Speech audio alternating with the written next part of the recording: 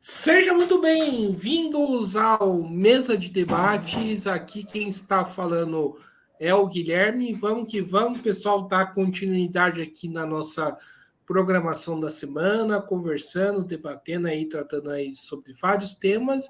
E no dia de hoje eu estou aqui com a Lucila, né, do programa Acessando Lucila, né, da Rádio Sem Censura, aí uns companheiros aí que o Mesa de Debates tem, né? Através do Júlio César, mas também de outros companheiros também. E vamos falar um pouco aí da história dela, falar um pouco aí da luta anticapacitista, né, de políticas de Estado em relação a isso. E, né, sem mais nem menos, passo a bola aí para a Lucila fazer a sua apresentação inicial e já contar um pouco, né, da história de vida dela. Boa tarde, Guilherme. Em primeiro lugar, obrigada pelo convite. Eu vou me descrever para que as pessoas que não nos enxergam possam nos conectar. É uma prática que a gente sempre faz, chama-se audiodescrição. Eu sou Lucília Machado, uma mulher branca, de cabelos castanhos escuros na altura do pescoço, quase chegando no ombro. Eu tenho um nariz fino, boca fina, eu uso um óculos com armação rosa leitosa. Eu estou com uma blusa na cor de telha. Estou sentada na minha cadeira de rodas, que não aparece aqui. Eu tenho 67 anos e vou contar um pouquinho, né, da história, mas eu falo muito, então, se você quiser me interromper ou fazer qualquer pergunta durante a minha fala, você fica à vontade, que a bancada é sua, né? Muito obrigada aí por estar aqui na mesa de debate, trazendo esse tema, né, tão importante, da acessibilidade da inclusão da pessoa com deficiência, né? Como eu te falei, eu tenho 64 anos, quando aos 39, eu sofri um acidente de carro e me tornei uma pessoa tetraplégica. Eu digo que eu saí de um formigueiro para um congelador a princípio, né? Em agosto de 99, eu estava voltando de uma festa no Rio de Janeiro, eu moro em Niterói, do outro lado da ponte da capital fluminense, e aí o carro em que eu estava, o motorista dormiu no volante, chegando na nossa cidade, em Niterói. E eu fiz um traumatismo, um hack medular. O que é isso? É um trauma, né, na coluna. Eu lesei as vértebras da minha coluna na C6 e C7, que a gente costuma chamar. A sexta e a sétima vértebra. E essa lesão me causou, como consequência, uma tetraplegia. Eu perdi os movimentos da altura dos seios para baixo. No início, então, foi muito difícil, porque você imagina uma pessoa, eu sou jornalista, tem uma vida muito ativa, mas eu tinha de uma outra, eu digo que agora eu estou numa outra encadernação, né? Mas há 25 anos atrás, né, e meus filhos tinham 9 e 14 anos, eu trabalhava como assessora de comunicação, assessora de imprensa e jornalismo na Universidade Federal Fluminense, e aquilo, então, foi um trauma. Eu perdi meus movimentos, eu fiquei 2 anos em reabilitação física para reaprender tudo.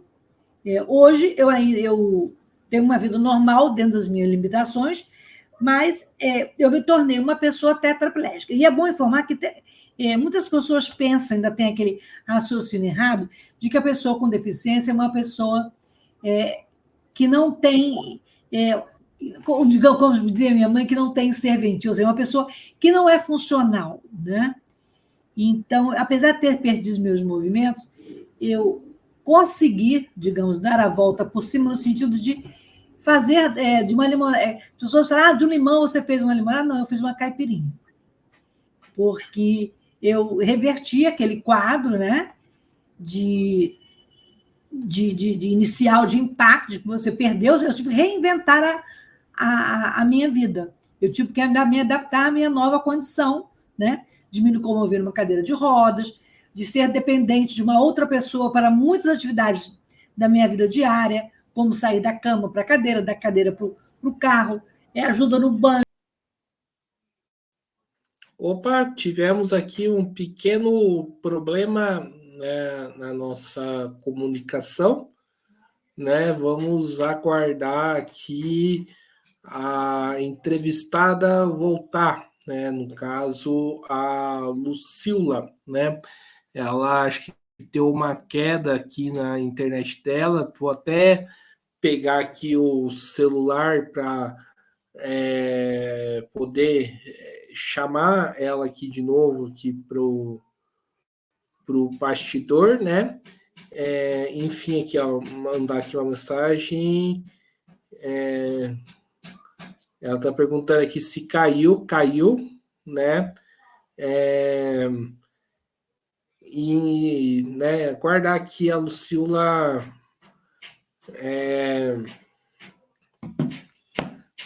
retornar, né? A entrevista aqui com a Lucila, conversar um pouco aqui sobre os direitos das pessoas com PCD, e a Lucila voltou. Eu voltei. Pronto, tem uma pequena. Eu não sei onde eu parei, porque não foi a minha internet, não. Acho que foi algum problema no streaming, não sei, mas vamos continuar. Onde foi que eu parei? Você ouviu até onde? Você estava contando um pouco da sua história, né? Das dificuldades aí que você tem, limitações e tudo mais. Pois é, então quando eu sofri isso em 99, fiz um processo de reabilitação bem pesado, que foi muito importante. E nesse processo eu contei com grande parte, né, da minha recuperação no Hospital Sara Kubitschek de Brasília, depois eu vim para Niterói, fiz Associação Fluminense de Reabilitação e faço fisioterapia até hoje, mas assim, a minha limitação não me define, não me resume, né? Então, em 2001, quando eu voltei a trabalhar, eu comecei a sentir o primeiro impacto do luto, porque no local que eu trabalho, eu estou na Universidade Federal Fluminense, onde eu sou jornalista, agora atualmente sou aposentada, mas continuo atuando na Comissão Permanente de Acessibilidade e Inclusão. Quando eu fui voltar a trabalhar, o meu local de trabalho era no 8º andar de um prédio onde o elevador só ia até o 7º. Então, se eu volto, quer dizer, eu não teria acesso à minha sala de trabalho, e aí o reitor, na época, falou: temos que botar uma salinha para você no 7º andar. Então, você imagina, uma assessoria de comunicação, assessoria de imprensa, é como uma mini redação de jornal. Os professores, alunos e técnicos procuram para levar material para divulgar, a imprensa procura as fontes. Então, naquele primeiro momento, eu me senti excluída. E aí eu comecei a perceber que na minha universidade, assim como na cidade, assim como no mundo, as coisas não eram construídas e nem pensadas para pessoas com deficiência. Então, não tinha banheiro adaptado, não tinha rampa, as calçadas do entorno e todos os acessos eram mais uma barreira para a minha inclusão. Então, nesse período, eu entrei em depressão, Guilherme. Eu fiquei 2 anos em depressão, porque aquilo foi um impacto muito grande, como que eu ia continuar a minha vida se eu não pudesse ser jornalista, se eu não pudesse continuar a produzir conhecimento, a divulgar as atividades da universidade, a exercer minha profissão de forma plena e restrita, né? E aí, eu fiquei 2 anos de depressão, já fazia terapia, entrei num processo mais de enfrentamento mesmo, tive que tomar até remédios, tarja preta, para poder me recuperar. Um belo dia, eu acordei, assim mesmo, e falei: não, eu não posso ficar aqui nessa situação, eu tenho que continuar a minha vida, eu não vou ficar aqui sentado esperando o tempo passar. Não que eu não acreditasse em Deus, que eu não acredito ou não acreditasse em Deus e na ciência, mas a ciência ajuda com os medicamentos, com as suas tecnologias, e eu vou em busca delas para continuar a minha vida. E aí eu voltei a trabalhar e comecei a procurar dentro da universidade esse movimento, comecei a movimentar, junto com outras pessoas que já faziam um trabalho nessa área, para ver o que a gente podia fazer para melhorar dentro da nossa universidade. Isso foi, então, em 2003, quando eu voltei a trabalhar, e em 2005 eu já estava num grupo liderado pela professora Luísa, uma professora da área de medicina, junto com outras pessoas, que estudavam ou que pesquisavam sobre deficiência intelectual, sobre cegueira, sobre surdez. E esse grupo se reuniu durante muitos anos. Em 2009, nós criamos na universidade um núcleo de acessibilidade e inclusão para receber e tornar a trajetória do aluno, do professor e do funcionário técnico com deficiência uma coisa mais real, mais prazerosa e mais real mesmo, né? Porque então a universidade não tinha, na época que nós criamos o núcleo, em 2009, a universidade tinha 6 alunos com deficiência. Hoje, muitos anos depois desse trabalho que a gente iniciou lá atrás, a gente tem mais de 600 alunos. Então, eu entrei, estou com o núcleo em 2006, 2009, em 2013 esse núcleo virou uma divisão de acessibilidade, e os alunos foram entrando, as coisas foram... através do MEC, nós construímos aqui na universidade, compramos equipamentos para atender os alunos. Por exemplo, não adianta o aluno cego entrar aqui se ele não tiver um equipamento que torne, por exemplo, uma xerox que o professor deixou de um artigo, num formato que não seja acessível. Então, nós adquirimos equipamentos, treinamos professores, tornamos também os espaços mais acessíveis. Opa! Nossa! Opa, deu uma caída aqui. Desculpa. Não, estou aqui. Então, assim, esse trabalho foi muito importante para eu dar uma guinada na minha vida. Eu nunca deixei de ser jornalista. O tempo todo que eu estou lutando para a inclusão, eu estou usando minhas ferramentas de comunicação, né, tudo que eu aprendi e todo o potencial que tem dentro de mim para falar com o público, para interagir com as pessoas, para tornar a inclusão menos estranha, sabe? E que as pessoas não... Porque é o seguinte, as pessoas ainda vê, a maioria das pessoas, você falou aí do capacitismo, a maioria das pessoas ainda vê as pessoas com deficiência como pessoas inferiores. É muito comum a pessoa olhar para mim e ver minha cadeira de rodas, não ver a Lucília. As pessoas veem a minha deficiência, mas não veem a minha potência. Isso não acontece só comigo, isso acontece com todas as pessoas com deficiência.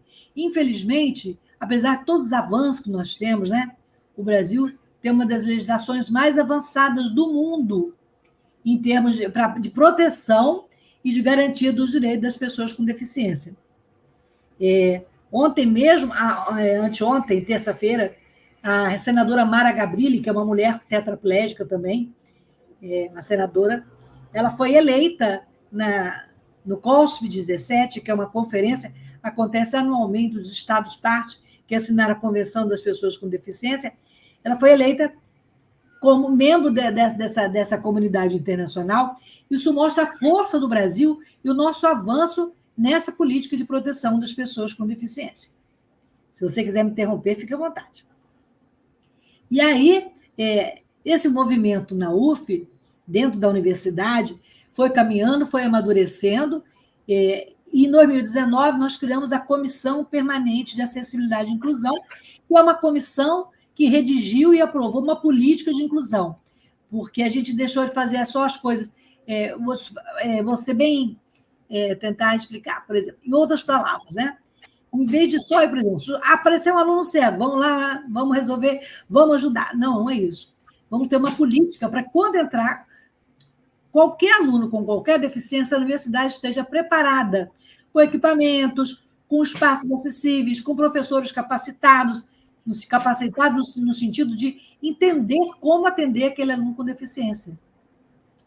Porque ainda existem muitas barreiras, como eu falei para você, na cidade e na universidade. Porque a universidade é reflexo do que está na cidade, no país, no mundo.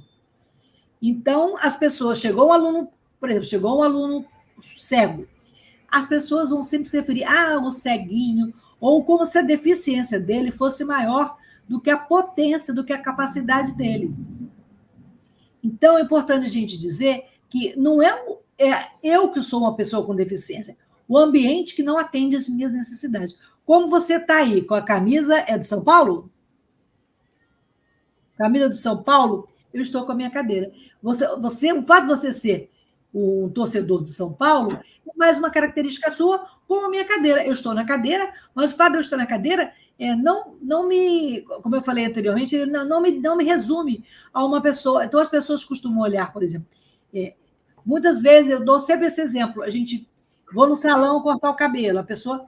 Então, eu vou sempre como eu sou uma pessoa tetraplégica, eu não tenho força nas mãos, eu não mexo as mãos, eu não mexo os dedos, né? Eu mexo os punhos, eu faço tudo sozinha. Prender o cabelo, escovo o dente, ligo no computador, escrevi a minha administrado sozinha. Mas, assim, as pessoas olham para mim, se eu estiver com a minha acompanhante ou com qualquer pessoa da minha família, meus filhos, do lado, as pessoas perguntam como é que ela vai cortar o cabelo? Ou então, se eu estou num restaurante, o que ela vai beber? As pessoas não se dirigem, muitas das vezes, à pessoa com deficiência, porque tem aquela intenção de que nós somos incapazes. Ou então, tem muito, por exemplo, como eu falei com você, de inferiorizar e de minimizar a pessoa. Ah, tão bonitinha, mas na cadeira de rodas. Ah, coitadinha, o que aconteceu com você? Você nasceu assim? Então, assim, diariamente, nós, pessoas com deficiência, temos que lidar com esse cenário, né? De guerra mesmo. Porque, por exemplo, eu costumo falar, é uma brincadeira, nada contra os animais, mas todo dia, quando a gente sai de casa, a gente enfrenta, a gente tem que matar um leão por dia e enfrentar várias antas. No sentido de que, por exemplo, quando eu saio de casa, aí eu já vou pensando, se você me falar, Lucília, vamos tomar um chopp hoje? Eu não posso responder para você, olha só, eu estou aqui no bar tal, vamos tomar um chopp agora? Para mim é difícil, por exemplo. Aí eu tenho que pensar, será que esse bar vai ter banheiro adaptado? Será que eu vou entrar, a porta ela é de 80 e a cadeira vai passar? Como é que eu chego até lá? Eu vou de ônibus? Será que o ônibus que vai passar na minha porta ele vai ter acessibilidade? E o motorista, será que ele vai me tratar bem? Que às vezes acontece no cotidiano, eu estou no ponto do ônibus, aí chega o ônibus, aí vem o despachante, outro dia virou para o motorista e falou assim, sobrou para você, como se nós fôssemos algum peso. Então, assim, lidar contra o capacitismo. Capacitismo não é isso. É o preconceito que as pessoas têm com as pessoas que têm algum impedimento. Então, assim, é mais fácil. Uma pessoa que tem um impedimento intelectual, um impedimento sensorial, que são as pessoas surdas, cegas e surdos cegas. Então, assim, no Brasil, hoje, nós somos 18 milhões. Somos 18% da população. Desculpa, 18 milhões. Assim, esse é o dado do IBGE, da PNAD, do ano de 2023. O censo 2020 foi feito no ano de 2022, né? Mas ainda não temos ainda esse resultado final de quantos por cento somos da população. A quantidade, mas tem esse primeiro número, né?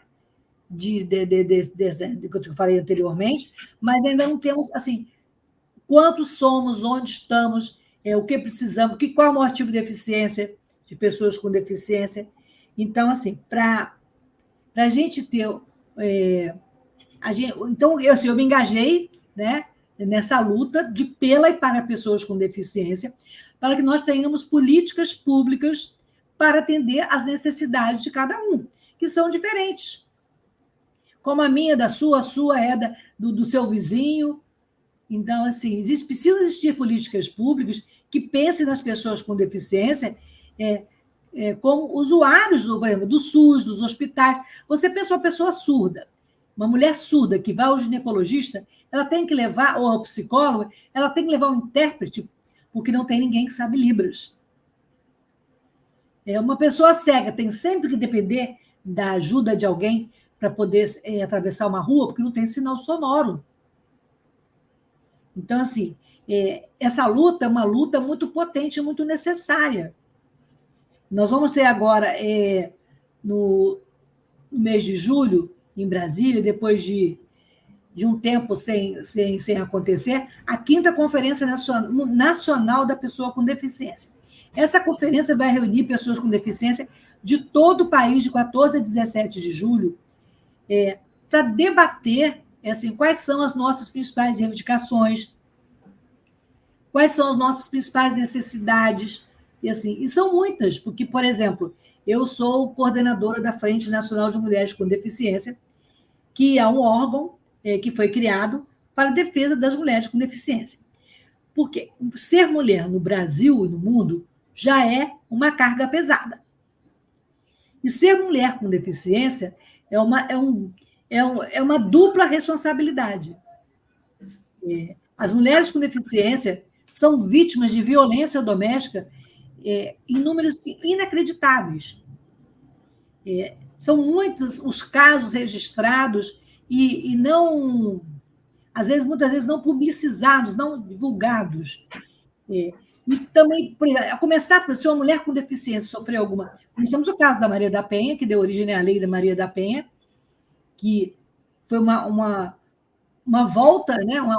Foi um peso muito importante na luta das mulheres, que a Lei Maria da Penha penaliza, né, e cobra os direitos dos agressores das mulheres com deficiência, que antes ficava só aqui naquele BO e não ia para frente. Mesmo com a Lei Maria da Penha, que é um exemplo mundial na defesa da luta das mulheres, a gente vê que, principalmente depois da pandemia, e na pandemia, o número de violência doméstica contra as mulheres aumentou muito. E no caso das mulheres com deficiência, por exemplo, uma mulher surda, por exemplo, ela vai na delegacia e não tem intérprete. Como é que ela vai denunciar? Como é que ela vai relatar o que ela sofreu? No meu caso, por exemplo, sou mulher com deficiência física. Eu chego na delegacia e não tem uma rampa. Como é que eu vou subir? Não tem um elevador. Como é que eu vou chegar lá? Então, a violência contra as mulheres com deficiência é uma crueldade. Então, essa é uma luta também muito importante que a gente vem, enquanto mulher com deficiência, né, atuando e denunciando os inúmeros casos que a gente vê no cotidiano. Quer fazer alguma pergunta? Quer falar alguma coisa? Eu falo muito. Não, se quiser continuar, pode continuar. Então, outra bandeira, outra arma que a gente tem que ter é o trabalho, né? Até há pouco tempo, as pessoas com deficiência, como não tinham como sair de casa, porque não tinha ônibus, né? Como não tinha como estudar, porque na escola não tinha acessibilidade. Eu digo acessibilidade física, que é a urbanística, que é de rampa, banheiro, essas coisas, esses itens, né? Mas também, como não tem até hoje, um atendimento educacional especializado para as pessoas. Que, por exemplo, no meu caso, pessoa com deficiência física, se eu tivesse uma criança com deficiência física, ela precisa de acesso físico. Banheiro adaptado, elevador, rampa, ser incluída na aula de educação física, porque não acontece que havia uma pessoa com deficiência na cadeira de rodas, acho que ela pode ser, sabe, coitadinho, não precisa, não, ela precisa sim, ela deve, ela é parte integrante da sociedade. Então, eu estava falando das escolas, porque falei do trabalho, né? Então, nós avançamos muito nessa direção em relação à escola, né? Hoje as escolas já têm alguns recursos, tem a sala de recursos para crianças que têm algumas especificidades. As universidades estão recebendo os alunos com deficiência graças às cotas nas universidades federais que foram implantadas em 2017. Mas, por exemplo, no trabalho, e a gente tem 2 instrumentos muito importantes, como eu falei anteriormente, a Convenção Internacional das Pessoas com Deficiência, que o Brasil assinou e ratificou em 2009, ela empodera e tem lá no seu texto garantir que as pessoas com deficiência sejam tratadas em igualdade de condições com outras pessoas. Mas a gente vê que isso não acontece. Em 2015, foi promulgada no Brasil a Lei Brasileira da Inclusão, 2015, chama-se LBI. Mas até hoje temos dificuldades em que seja implantada literalmente, e mais do que isso, que ela seja fiscalizada. Então, é preciso que as pessoas com deficiência ocupem e se apoderem do seu espaço, da sua luta. E ainda aí, falando da minha trajetória, né? Então, eu, na comissão permanente da acessibilidade da universidade, a gente faz esse trabalho, né, de conscientizar os professores, de adequar os espaços para que os alunos entrem e permaneçam na universidade, porque o que está o negócio? Não adianta ter só a cota e o aluno ingressar. É necessário ter uma política de permanência para que os alunos com deficiência possam ter equipamentos, possam ter espaço, possam ter voz, mesmo aqueles, todos os alunos, os surdos, os cegos, com autismo. Nós estamos vendo um número grande de pessoas autistas entrando na universidade. E muitas vezes a gente ouve dos professores, Guilherme, assim, mas autista não devia estar aqui. Esse cara é autista. Então, o que esse cego está fazendo aqui? Eu que estou lá na universidade desde 1978, eu entrei em 78 com 17 anos para fazer jornalismo. Em 84 eu entrei como funcionária, em 99 eu sofri um acidente. Me aposentei, mas assim, eu estou lá ainda atuando efetivamente, lutando pela inclusão desde 99, praticamente, 25 anos. E como cidadã, né, eu estou de 78, faz a conta aí para 2024, tem bastante tempo na estrada, né? Então, assim, quando eu ia um grupo de alunos procurar um coordenador ou uma alta autoridade dentro da administração, aí falavam assim, lá vem a Lucília com os aleijados. Então, assim, as pessoas ainda nos veem como pessoas não produtivas. As pessoas ainda nos veem como uma dificuldade. Então, por exemplo, quando tem um aluno com deficiência, às vezes o professor fala assim, aquele aluno da disciplina de sociologia cego. Não, ele não é um aluno da professora fulana, não. Ele é um aluno da universidade, como outro qualquer. E se a universidade aderiu às cotas, e se a universidade tem um programa de inclusão, e se a universidade é cidadã, ela tem que acolher e dar condições para que esse aluno seja incluído, né? Então, paralelamente a esse meu trabalho na UF, eu também comecei a perceber que a gente tinha que jogar, ir para a rua com as nossas rodas, com as nossas muletas, quem usa, com as bengalas de quem precisa desse instrumento, desse acessório que a gente chama de tecnologia assistiva, porque tecnologia assistiva é toda, por exemplo, é um equipamento que facilita a vida das pessoas com deficiência. Então, a cadeira de rodas é uma tecnologia assistiva para que eu me locomova nas ruas. A bengala é uma tecnologia assistiva para o cego se guiar. E um aparelho, por exemplo, auditivo também é uma tecnologia assistiva. Então, quando eu falo que eu fui para a rua com as minhas rodinhas, no sentido de eu comecei também a participar de movimento como ativista militante da inclusão. Então, você estava falando no início do podcast, eu comecei, em 2020, na pandemia, a fazer um podcast, que é um programa, o meu também é também é para a minha plataforma sua, StreamYard, e ele é transmitido pela StreamYard, pela Rádio Web Censura Livre, parceira aí que você conhece, e no meu canal do YouTube, que é Acessando Lucília, 5059. Então, o que é o Acessando Lucília? Ele é um espaço para a gente debater e trazer à tona as questões que envolvem o universo das pessoas com deficiência e também fala de diversidade. Então, a gente vê que ainda a gente sonha com um dia, né, Guilherme, que a gente possa não ter que ir lutar por um direito que é básico. Ou que nós sejamos tratados em igualdade de condições. Porque muitas vezes, por exemplo, eu estou numa loja, no shopping, eu entro, ou uma colega cega, estou dando um exemplo banal, numa loja, e as pessoas não vêm nos atender, nos ignoram. Quando eu estou passando pela calçada que alguém está dando um folheto, a pessoa não dá para mim. Então, assim, a gente precisa tirar as pessoas com deficiência da invisibilidade. E ela tem que estar... Eu não sei, eu queria saber de você, como é que é aí na sua cidade? Agora eu vou te entrevistar, hein? Como é que é a situação no São José dos Campos? Aqui é uma verdadeira, como diriam o Osmar, que é um conhecido aqui do canal, né, que é liderança de moradores aqui da cidade, né, que é uma vergonha. Aqui as calçadas estão tudo, né, esburacada, os ônibus aqui acho que não tem Tem rampas nas estrutura. esquinas? Os Não, ônibus têm acessibilidade? não, não. Então, assim, o que acontece aí na sua cidade não é só na sua cidade, é na minha cidade também, que é considerada acessível.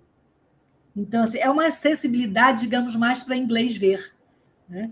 Mas, assim, então, por isso que é importante a gente estar aqui falando sobre esse tema, né? Eu, uma pessoa com deficiência, falando para pessoas sem deficiência. Porque eu ontem era uma pessoa sem deficiência. E, então, assim, eu acho que hoje eu sou uma pessoa melhor, depois que eu sofri um acidente, me tornei uma pessoa com deficiência. As pessoas falam, ai, mas que absurdo você falar isso. Não, porque, sabe, estar numa outra encadernação, estar numa outra situação, me fez o mundo ver o mundo de uma forma diferente. Né? Me fez ver o mundo. Hoje eu sinto na pele e nas rodas, né? Essa situação que se eu não tivesse, talvez se eu não tivesse sofrido acidente, eu não ia ter essa sensibilidade, essa acessibilidade, eu não ia ver, né, e nem sentir o que essas pessoas sentem. Né? Porque ninguém quer que as pessoas tenham pena porque eu estou na cadeira de rodas ou porque o outro não enxerga. Outro dia mesmo, um colega que é cadeirante, que nasceu, ele tem paralisia infantil muito cedo, até um jornalista famoso aí de São Paulo, ele se chama Jairo Marques, ele é colunista da Folha de São Paulo, e ele tem um blog chamado Assim Como Você. E ele estava falando que estava ele, um amigo cego, um amigo surdo, e aí eles começaram a perguntar, a pior deficiência é a cegueira. Aí foram trocando ideias. Não existe a pior ou melhor deficiência. Aí alguém falou, eu não queria ser cego. O outro, eu jamais queria deixar de andar. E o outro, gente, imagina um mundo sem poder escutar. Né? Então, assim, eu acho que a gente precisa, sim, falar desses assuntos e não como sentido de pena. E não achando que as pessoas com deficiência são menores, ou não podem trabalhar, ou não podem estudar. Outra coisa, por exemplo, que é muito comum é as pessoas acharem que as pessoas com deficiência não têm sexualidade. Eu lembro quando eu atualmente eu sou divorciada, mas quando eu sofri um acidente eu estava casada. E meu casamento não acabou, não foi por causa da deficiência. Imagina se todos os casamentos que acabassem foram por causa da deficiência. Né? E aí as pessoas perguntavam assim para ele, qual a deficiência do seu marido? E, assim, as pessoas acham que as pessoas com deficiência só podem se relacionar, amar, transar e namorar, ir para a cama com a pessoa que tem deficiência. Então, assim, existe esse preconceito, esse capacitismo também em relação à sexualidade das pessoas com deficiência. É por isso que a gente tem que ir para as ruas, tem que militar nos espaços públicos da nossa cidade. Então, por exemplo, o Guilherme, é muito importante para a gente vai ter eleição agora em outubro, né? E as pessoas com deficiência ainda são pouco atrevidas, digamos, de entrar na política. Nós temos poucos candidatos, ou seja, temos poucos políticos com deficiência.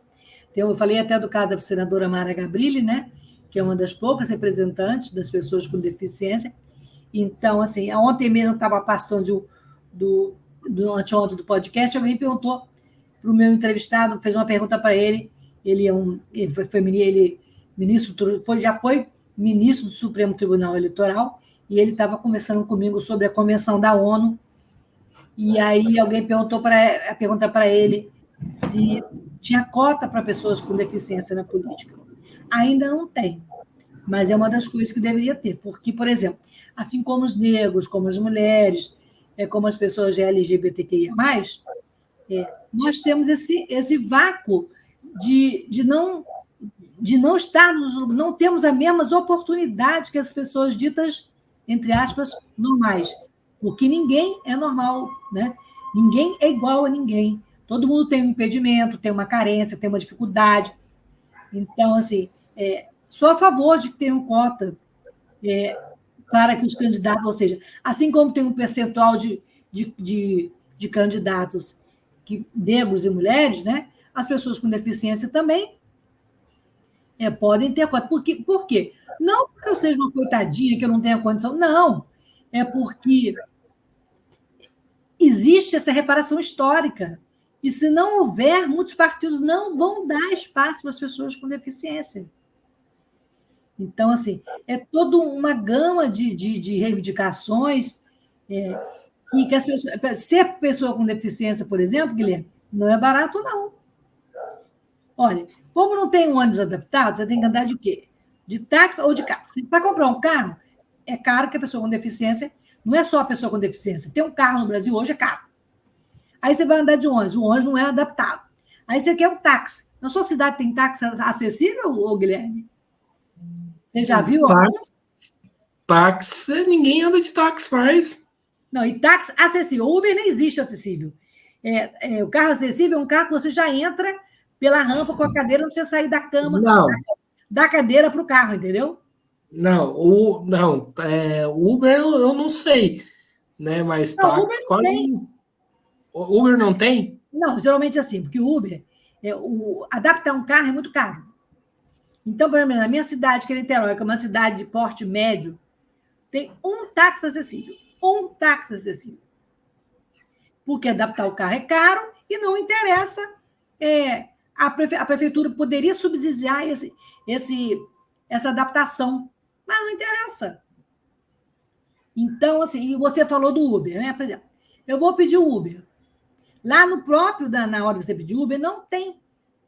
Que é para você quer um carro que possa levar uma cadeira motorizada. E muitas vezes chega o Uber aqui, aí ele fala assim, não leva a cadeira. Ou então te olha de uma forma como se você fosse um condenado. Então, assim, são coisas básicas do cotidiano que a gente precisa estar nesses espaços para poder garantir a nossa vaga na vida, na sociedade. Hoje, graças a essas leis, a Lei Brasileira de Inclusão, sobretudo, nós já temos muitas conquistas. Por exemplo, hoje nós temos lugares, uma reserva de vagas no cinema, no teatro, em eventos públicos, em estádios, mas, assim, ainda acontece, por exemplo, eu vou no cinema, por exemplo, um cinema de 400 lugares, não tem nem 10 lugares, são 5%, 5 lugares para... Sim, se forem 10 pessoas no cinema, com deficiência, cadeirantes, ninguém pode ir mais. Então, assim, são conquistas importantes, porque antes não tinha nem cinema que tivesse espaço para a pessoa com deficiência entrar com a sua cadeira. Mas, assim, as pessoas, por exemplo, surdos, que vão ao cinema, elas têm que dominar a língua portuguesa. E a gente sabe que os surdos eles têm uma diversidade da surdez. Tem aqueles surdos que comunicam em Libras, que aprendem a língua brasileira de sinais, que sinalizam, né? Que tem toda uma cultura surda, toda uma cultura linguística ali. Tem os surdos oralizados, né? Que aprendem a ler os lábios, aqueles também que usam aparelhos. Então, assim, os espaços precisam estar preparados para receber as pessoas com deficiência, para que eles sejam considerados acessíveis. A questão da saúde também é uma coisa muito importante, porque, como eu falei com você que é caro ser uma pessoa com deficiência, né? Pagar um plano de saúde todo mundo, mais da metade da população não paga. Você tem plano de saúde? Oi? Você hoje tem plano de saúde? Tem.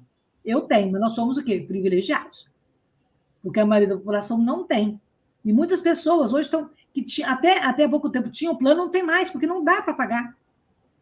E assim, então, por exemplo, nós temos o SUS, que é um programa, um projeto, né, muito importante e que tem muitas coisas. Por exemplo, eu tenho minha cadeira motorizada que eu consegui pelo SUS no governo da Dilma Rousseff. Né? Assim, o SUS tem muito capacitado, ele é muito preparado para atender as pessoas com deficiência, mas ele precisa ter mais investimento, ele precisa ter mais profissionais. Então, a gente tem que pensar em todos esses aspectos, nessas lutas, né? para que as pessoas com deficiência sejam atendidas, né, e sejam inseridas na sociedade como todos os outros cidadãos. Que a gente não seja visto como um objeto estranho, que as pessoas apontem, né? Ou que as pessoas não te vejam, que você não seja invisibilizado. Então, essas são assim, as bandeiras de luta. Políticas públicas para pessoas com deficiência, saúde das pessoas com deficiência, trabalho para as pessoas com deficiência. Nós temos a lei de cotas para pessoas com deficiência no mercado de trabalho, que é uma lei que uma empresa com mais de 100 empregados tem que ter um percentual de pessoas com deficiência. Aí o que acontece? As empresas contratam pessoas com deficiências leves, não tem um dedo, usam um aparelho auditivo que vai ouvir. E, assim, as pessoas não querem. E isso não é inclusão. Inclusão não é você contratar uma pessoa com deficiência para cumprir a cota. Inclusão é você contratar uma pessoa com deficiência pela capacidade dela e incluí-la no ambiente de trabalho em igualdade de condições com as outras pessoas. Então, a gente vê dentro do Brasil são empresas contratando para cumprir a cota. Não, então, assim, já houve, sim, já melhorou muito. Hoje já temos programas de diversas empresas. Eu mesmo fui na Hering fiz uma palestra para a Hering, a indústria, né, a indústria Hering, de camisetas, Hering, de roupa, né? Da Hering, e falei para 100 gestores exatamente sobre isso, sobre a potência das pessoas com deficiência, sobre a capacidade das pessoas com deficiência. Eu posso não subir uma escada, mas eu posso fazer muito mais, eu posso voar muito mais, eu posso subir muito mais no degrau de uma empresa, mesmo sendo uma pessoa com deficiência. Eu sou uma pessoa com deficiência, e se eu não tivesse falado para você, ou se eu tivesse falado da cadeira, você não ia saber. Mas se eu estiver na cadeira, a pessoa já vai me olhar, ter aquele olhar atravessado, ainda tem isso, né? De diminuir ou achar que eu não tenho condições de ser jornalista, ou eu não tenho condições de ser uma mulher, de ser uma mãe, por ter uma deficiência. Eu tive meus filhos antes de adquirir a deficiência, mas tem muitas mulheres que enfrentam problemas para engravidar, assim, problemas no sentido de que tem medo de engravidar, porque os médicos não sabem como lidar com a mulher com deficiência, ou o preconceito. Eu tenho amigas que, quando estavam grávidas, as pessoas perguntavam na rua assim, mas quem fez isso com você? Você acredita nisso? Quem fez isso com você? Como se uma mulher com deficiência ela não tivesse condições de amar, de ter um companheiro, de criar uma família. Eu tenho uma amiga cega que as pessoas perguntam para ela, mas como é que você dá conta de criar o seu filho? Se ele não te vê e você não está vendo onde ele está. Né? Então, assim, são preconceitos, são atitudes capacitistas, né? Que ainda são assim, cotidianas e que a gente precisa estar aqui falando, que a gente precisa sempre estar renovando, né? E colocando isso. E assim, a gente está no ano de eleições, então, na hora de escolher o candidato, você com ou sem deficiência, você tem que analisar quais são as propostas desse candidato. E a acessibilidade e a inclusão tem que estar sempre nas pautas. Porque, assim como as pessoas com deficiência, os idosos também acabam, de uma certa maneira, tendo muitos impedimentos na locomoção, no seu cotidiano. Então, assim, o Brasil é um país que está envelhecendo. E ele precisa estar atento para essas questões. Agora, a pergunta aí que eu posso responder. Opa! Falei demais! Não, sim. Ô, Lucila, você falou aí, contou, né, bastante da sua história e da sua luta, né, principalmente de como aconteceu tudo, né? A pergunta que eu faço né, e um trabalhador que não tem aí, né, as mesmas condições, né, que você não tem, né? Só fazer um pequeno detalhe, uma observação aqui. A Lucila tá fazendo eu passar vontade aí tomando um vinho, porque Não é vinho, não, não é vinho, não. É um mate. É porque, para segurar, eu preciso segurar aqui, entendeu? É um mate. Vinho só mais tarde, né? Eu estou só amanhã. Ah, tá. Beleza, eu achei que era vinho. Também É uma sim. taça, mas é mate. Não, então, e como que é, assim, e como dialogar com um trabalhador que não teve essas mesmas condições que você teve de enfrentar, né, todo o processo? Em primeiro lugar, esse trabalhador, às vezes é uma pessoa que nem chegou a trabalhar, né? Um jovem, né? Que acontece isso com um jovem, né? Leva um tiro, fica tetraplégico, é, acontece alguma doença e perde a visão, né? Então, assim, as políticas trabalhistas são muito, não são inclusivas. Então, é por isso, primeira coisa, tem que ter muita força de vontade, tem que ter muita reabilitação. Eu digo reabilitação física, se for uma deficiência física, né? Se for. Reabilitação em todo sentido. A pessoa, por exemplo, se sofreu um acidente ou adquiriu uma deficiência ao longo da vida, ela tem que se reabilitar física e psicologicamente para enfrentar, né? E se a pessoa é uma pessoa que nasceu com aquele impedimento, né, ela também tem que. É por isso que a gente tem que ter um ambiente social, uma sociedade inclusiva, que desde a escola, desde o berçário, passando pelo ensino médio até a universidade e também na pós-graduação, tem oportunidades de estudo e emprego. Porque, como eu falei com você, até há pouco tempo as pessoas com deficiência, você não via muitas pessoas com deficiência na rua. Por quê? Porque não tinha ônibus, por quê? Porque não tinha espaço cultural, porque não tinha escola. Então, assim, as pessoas com deficiência intelectual, por exemplo, sofriam e ainda sofrem muito o preconceito da própria família, que escondia, que não levava a criança com Down para a escola. E a gente ainda tem uma escola que não é inclusiva, uma escola que é capacitista. E não é uma escola, não é só uma escola que tem degrau, que não tem rampa, que não tem elevador. Não. É uma escola que segrega o aluno com deficiência. É por isso que nós temos a política de inclusão no país, né, na área da educação, que assim, o aluno com deficiência ele tem que estar em uma sala de aula comum para ele ser incluído. Quando uma outra criança ou qualquer pessoa que conviva com uma pessoa com deficiência, ela vai ter uma visão diversa. Então, a diversidade ela enriquece. Então, não adianta você. Eu reconheço o papel das entidades, tipo a PAI, que é a Associação de Pais e Amigos Excepcionais, INES, Instituto Nacional dos Surdos, e Benjamin Constant, que é dos cegos. Sim, elas são essenciais para a base, quando a criança com cega vai aprender o braille lá. Mas, assim, a partir daí, a inclusão tem que estar na sala de aula. O aluno cego tem que estar convivendo com outros dois alunos também.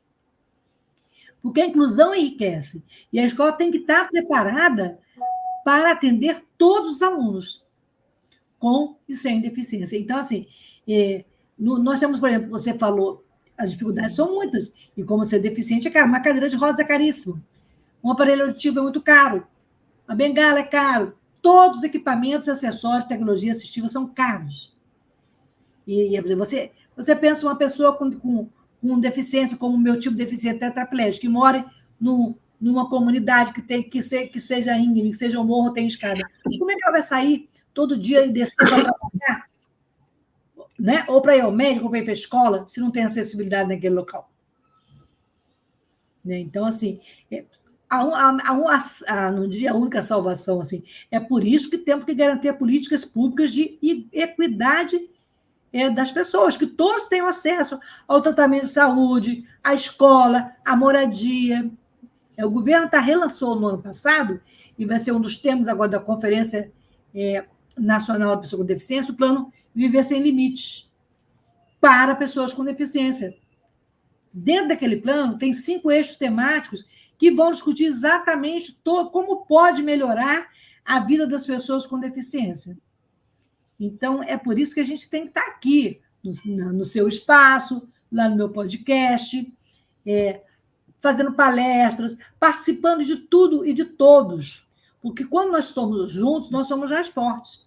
E não tem que ter assim, eu andar só com pessoas com deficiência, ou frequentar somente para pessoas com deficiência. Não, eu acho que a sociedade é plural. Sabe? E essa intersecção das lutas, eu, por exemplo, estar no movimento das mulheres com deficiência, eu estar no movimento das universidades, eu estar como jornalista fazendo o programa, isso enriquece e traz uma nova visão. Eu acho que esse papel, enquanto que eu faço, enquanto comunicadora, enquanto jornalista, enquanto pessoa com deficiência, eu acho que dá a oportunidade de a gente falar e da gente fazer isso de essa lavagem cerebral, né, de que desmistificar a vida da pessoa com deficiência como coitadinho, como uma pessoa improdutiva, como há pouco tempo o ministro aí no governo Bolsonaro, o ministro da Educação no governo Bolsonaro falou que as crianças com deficiência atrapalhavam na sala de aula. A gente não quer mais ouvir isso, a gente não vai mais ouvir isso, a gente não vai permitir isso. Entende, Guilherme? O que mais a gente pode falar? O que mais você me provoca aí que a gente fala? Não, sim. Você falou da questão da educação, né? Eu já fui professor, esse ano completa 10 anos aí do meu último ano na sala de aula, e uma coisa que eu percebi é que, assim, que é algo totalmente adverso. Você tem, né, 60 alunos com deficiência, né, e 50 minutos para dar conta de tudo, dar conta de dar aula, dar conta de atender os alunos sem deficiência e os alunos com deficiência, né? Para isso tem que ter o atendimento educacional especializado, que é um profissional que vai ajudar na sala de aula. Mas pedir isso aí para a educação pública aqui no estado de São Paulo deveria. Não sai, não. Oi, deveria, mas até interessante que você falou isso, porque eu tinha um aluno que era um aluno, acho que tinha alguma deficiência tal, mas o menino era inteligente, só que por conta da deficiência não física, né, que ele tem, atrapalhava muito ele, né? E não tinha nem ninguém para atender o moleque, né? Que é o mais complicado de tudo isso. Então, eu estou falando como você vê essa questão aí dentro da sala de aula? Eu acho que tem que ter uma modificação. Eu acho que a lei existe, as políticas estão aí, mas elas não são cumpridas. Na Lei Brasileira de Inclusão, tem lá o mediador, tem o professor da sala de recursos, né? E em alguns casos específicos, como, por exemplo, crianças com deficiência física, tem a figura do cuidador. Então, assim, existem profissionais capacitados para fazer com que a inclusão seja real, efetiva e não atrapalhe ninguém. As escolas é que não cumprem, as escolas, muitas vezes, não estou generalizando, mas muitas escolas, principalmente as privadas, as públicas ainda são muito mais conscientes, né? E mais antenadas com em cumprir a legislação e fazer a inclusão virar uma realidade. Porque, senão, sempre as pessoas vão olhar o aluno com deficiência como problema. O aluno problema, que fala muito, ou que quer ir no banheiro, ou que não faz nada sozinho. Ele vai fazer, não igual o outro, mas ele vai fazer com a capacidade dele, vai fazer diferente, mas ele vai fazer. Mesmo que ele não faça igual ao coleguinha do lado, ele vai fazer o que ele pode.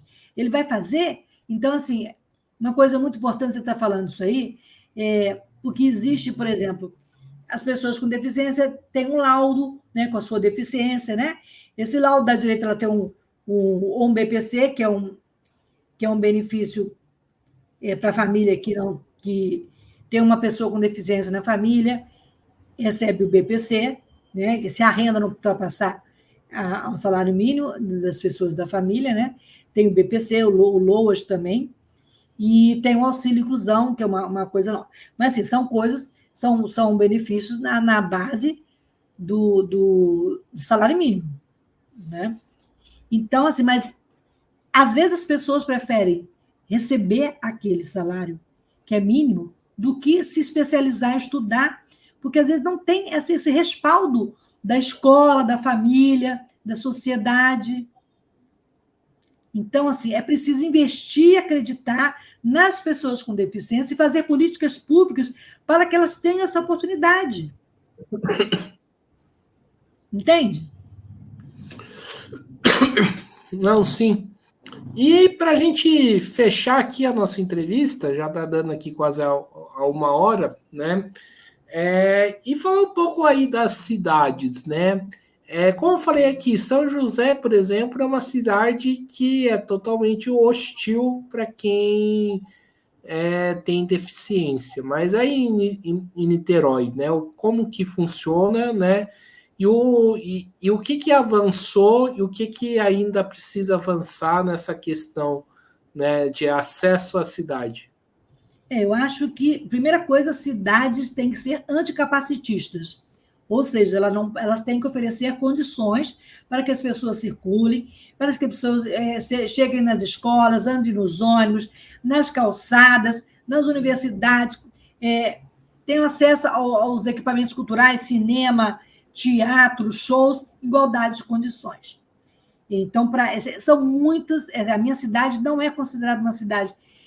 Ela é considerada acessível porque ela tem uma rampa em cada esquina na Zona Sul. Mas essa rampa quase sempre está quebrada ou dá dentro do bueiro. As calçadas são muito complicadas, como em todas as cidades brasileiras, calçadas emburacadas, sem manutenção. Ainda é assim, mas é considerada uma cidade, entre aspas, acessível. É porque a gente sabe que você imagina no interior do país, né? Então, assim, eu acho que o que falta para a cidade é essa consciência coletiva de que uma cidade, quando ela é acessível para uma pessoa com deficiência, ela é acessível para todo mundo, Guilherme. Porque se uma calçada for uma calçada lisa, dentro do padrão, porque existe um padrão para a construção de calçada, de rampa e de todos esse arcabouço urbano.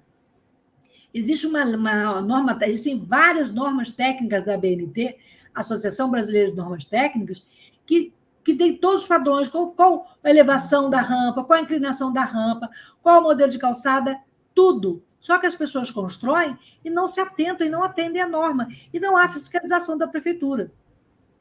Então, se um ambiente, uma praça, se ela tiver uma rampa, um local para as pessoas com deficiência se exercitarem com equipamentos que sejam da altura e da medida dentro do padrão, ela vai ser acessível a todo mundo. Vai ser acessível para o idoso, para a criança, para a pessoa com mobilidade reduzida, uma pessoa grávida. Então, é só seguir, na dúvida, é só seguir o padrão do desenho universal. Você não vai construir nada pensando na pessoa com deficiência, mas pensando em todo mundo. Então, esse é o ideal. Uma cidade acessível é aquela que é construída para todo mundo. Se está dentro do padrão, ela vai servir para todo mundo. E se ela serve para a pessoa com deficiência, ela vai ser um exemplo para tudo. Então, eu acho que a gente tem que lutar por cidade, por políticas, por escolas, por universidades, por estabelecimentos culturais mais acessíveis. E eu acho que as pessoas com deficiência também têm que se empoderar, né, da sua luta e ocupar esses espaços, exigir dos candidatos, dos políticos, dos comerciantes, que esses espaços sejam acessíveis para ela. Acessível não só fisicamente, como eu falei, mas acessível que você não seja olhado, você entrou como se você fosse um objeto não identificado. Entendeu? Então, assim, eu acredito no futuro inclusivo, onde a gente não vai precisar falar tanto e cobrar tanto. Mas isso aí, assim, programas como o seu, como o meu e como os muitos outros vão ajudando a abrir, né, essa consciência de que é preciso incluir. E assim, quando o acolhimento é o primeiro ato de inclusão. Então, se você acolher aquela pessoa, você ouvir e você dar espaço para ela botar a potência dela, ela vai estar forte na luta. É isso aí. Eu queria agradecer de novo o seu convite e dizer que juntos somos mais fortes, né? Estamos aí lutando um mundo mais acessível, inclusive.